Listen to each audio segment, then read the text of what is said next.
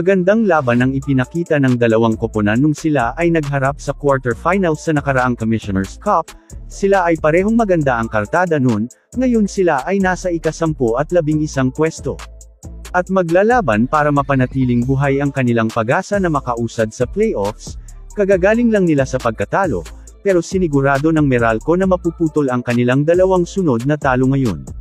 Sa pangunguna ni Aaron Black na may 18 points at 4 na 3-pointers ay nakuha nila ang importanteng panalo, para magkaroon ng tsansa na hindi mapapaaga ang kanilang bakasyon ngayong Philippine Cup.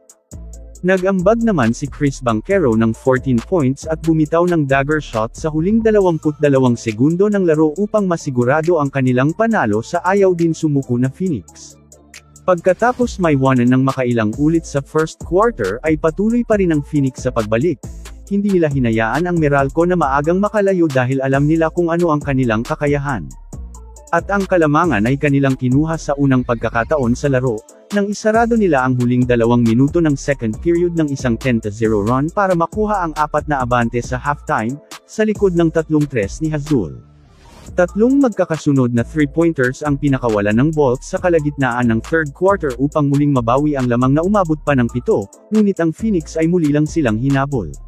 Gayunpaman ay pumunta pa rin ang Meralco sa final quarter na abante ulit ng 7, at sa muling pagbitaw ni Alain Maliksi ng 3 sa pagsisimula ng 4th ay naging 10 pa ang kanilang distansya.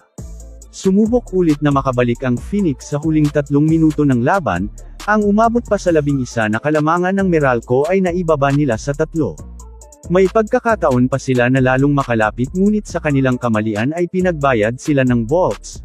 Subalit yun ay kanilang binawi naman, ang lamang sa huling 42 segundo ay muli nilang tinapyas sa 3. Pero ang clutch shot na pinakawalan ni Banchero ay tuluyan ng sinira ang kanilang pag-asa na makabalik pa, sa 5 puntos nilang kalamangan habang papaubos na ang oras ay sigurado na ang panalo ng Meralco.